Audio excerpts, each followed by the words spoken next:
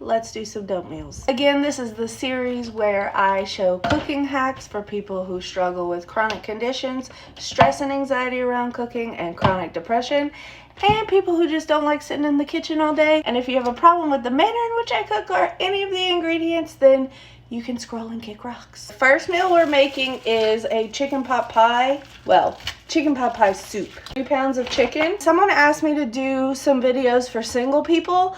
What you can do with these as a single person is that you can make the whole dump meal, not cook it, just make it, and then split it up between smaller bags, and then you have the ability to make single servings of that, if it makes sense. And then we have 2 packets of McCormick chicken seasoning. They only had the bag and season this time, but you can get the not bag and season. I'm gonna save these bags for another time when I use the crock pot.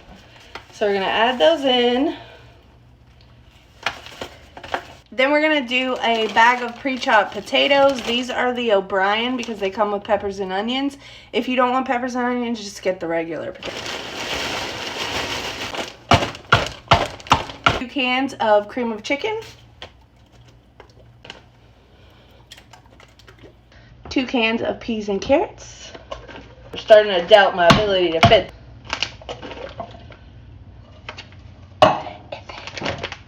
Like it doesn't fit, but when I pull it out of the holder, it will fit. Lastly, a thing of heavy whipping cream. So I know people worry about freezing heavy whipping cream because it separates, but I googled it just to make sure. And Google says that if you have it in a recipe with other ingredients, that the other ingredients protect the cream from separating. So you should be fine.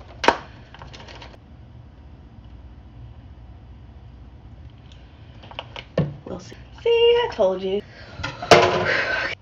It's tight, but it closes. And give it a tiny zhuzh. Yeah, I'm probably going to transfer this one to a 2-gallon before I freeze it. Okay, let's make our second one. The second one is barbecue beef and beef. 3 pounds of stew beef. 2 packs of chili seasoning.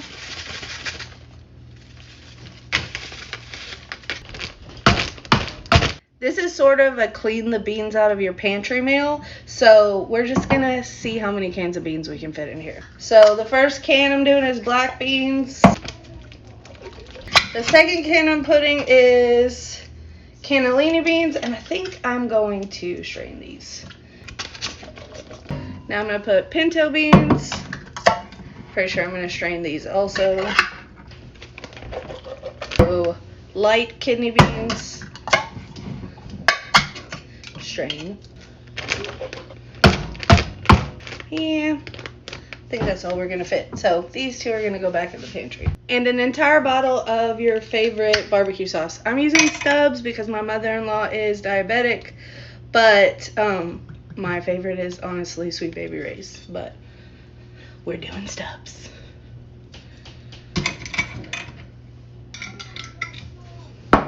Alright, take that out of the bag holder and zip it up. That one was easy to zip because I didn't overfill. Give it a little zhuzh. Pop these in the freezer, and as I said last week, whenever you're ready to use them, you can pull them out. If you make them in the oven, I do it that way in a Dutch oven, then you can just pop it right out of the bag and put it in the oven.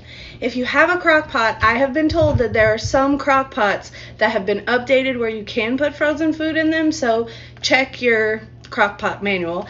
And you can also do it on the stove. You can do it in an Instapot. These are really, really versatile. Someone also asked me why I freeze them if I'm going to use them this week, and the reason is because I don't have room in my fridge, but I do have a chest freezer and I have room, and also to show people what it looks like when you cook them from frozen, because some people use these to prepare for surgeries and things so that their family still has food to eat, and I want them to know that they work well being cooked after frozen. Also, side note, this one is going to go over cornbread and this one is going to go over biscuits. And I cook them between 350 and 400 degrees in my oven for about 2.5 hours, but it kind of all depends on your oven and standard crock pot times for low and high. So 4 to 6 on low, 6 to 8 on high, backwards, reverse that, sorry. 6 to 8 on low, 4 to 6 on high. Yeah, I hope you guys enjoyed these recipes.